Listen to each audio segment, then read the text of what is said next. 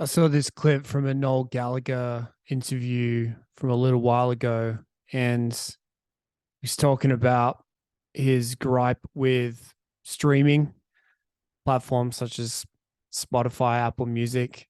And he was saying the quote that I recall was that he said his music is for sale, it isn't for rent. And that makes sense because Noel G is the epitome of the kind of the Empire 90s star, kind of like the Brit pop crew were uh little rebels, but still within the kind of like system, I suppose. They were kind of like on top of the pops, but like still still able to be part of the mainstream and dominate the mainstream.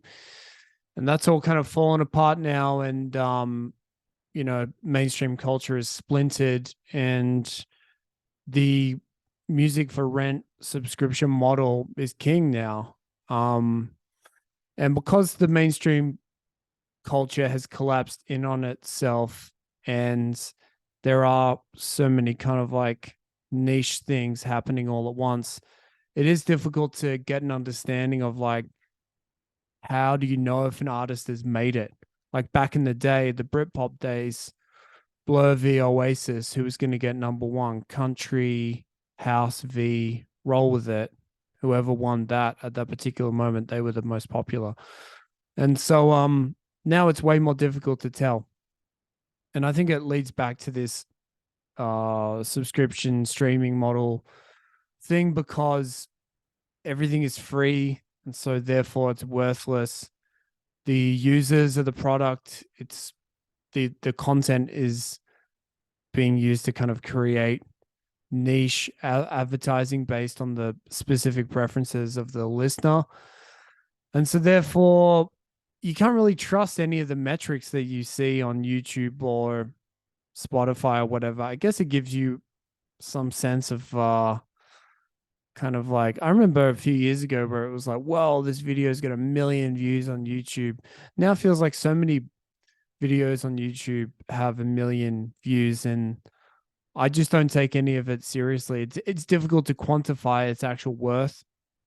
Um, for the average person on the street, the fucking latest Taylor Swift music video, I'm sure, has millions of plays, and that means a lot to Taylor Swift fans. But how much does that song, how much does the average person on the street give a fuck about that song? I don't fucking know.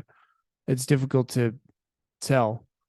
But what I've come the conclusion that I've come down to in terms of like, I guess in my own little world, trying to figure out like how do you know if someone's doing really well?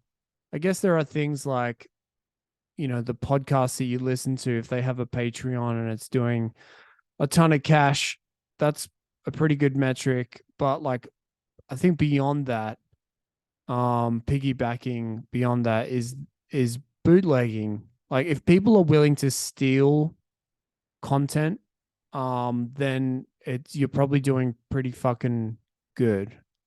Because like, I don't know, there are so many people who you'd feel bad stealing their content.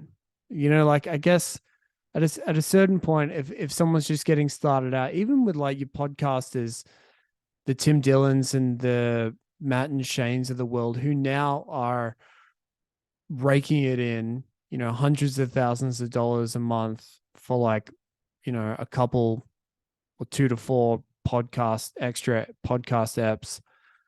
I feel like there's such kind of like goodwill with those fan bases where you wouldn't want to steal their content. I guess that's not true though, because people do. But therein lies my point: is that once you reach a certain threshold of popularity, you get kind of like people reposting content on YouTube.